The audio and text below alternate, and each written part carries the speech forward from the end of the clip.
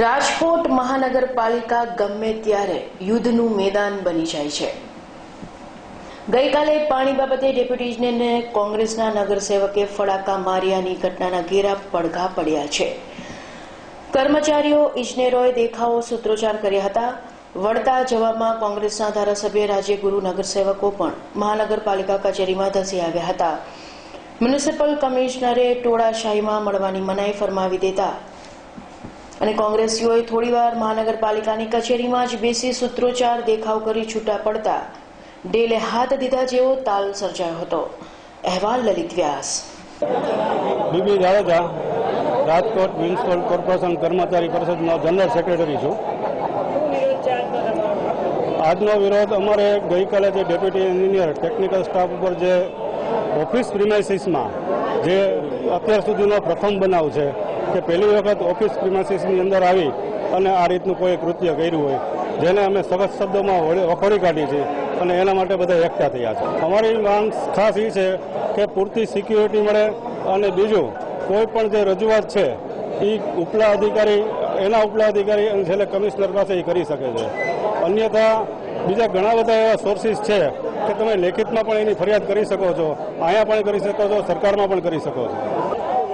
આજે અમે કમિશનર આગળ અમે બધા જ આગેવાનો મળવા આવ્યા હતા।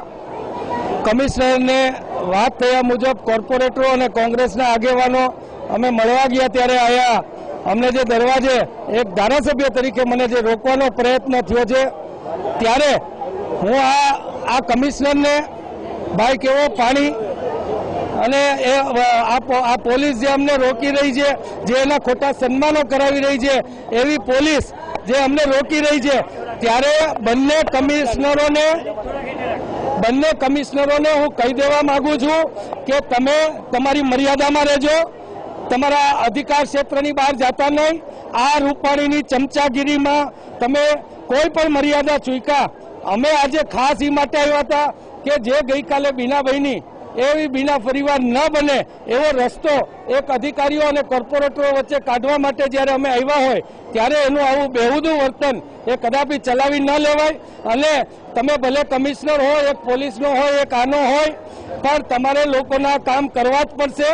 તમે જે ચોર કંપની છે એને ચલાવી રહ્યા છો, ચોરી તમે કરો અને અમને કોટવાલને દાટવાનું કામ કરી રહ્યા છો, ત્યારે આવતા દિવસોમાં તમારા ભાજપ આરે મિલીભગત કરીને શું ધંધા છે, શું રૂપાણીજી આરે ભેગા મળીને આ ભાજપના ટપોરિયા વારે ભેગા થઈને શું ગામમાં કરી રહ્યા છો, એ વિધાનસભામાં બોલ્યો તો અને લોકો સુધી પણ એ વાત હું લઈ જવાનો છું। ત્યારે આ બધી તૈયારી રાખે।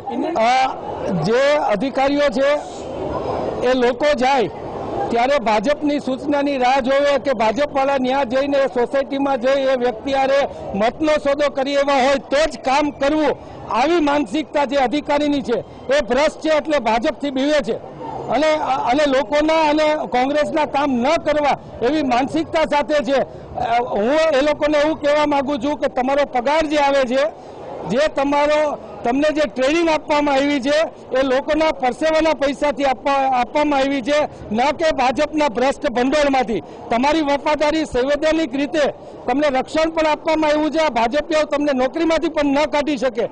તમે કાલ્પનિક ડર અથવા તો બદલીના ડર અથવા તો તમે ભ્રષ્ટ છો એટલે તમને જો ડર લાગતો હોય તો ડર સામે લોકરોષ ભોગવવાની માનસિકતા આજથી બનાવી રાખજો, એટલી જ મારી વાત છે।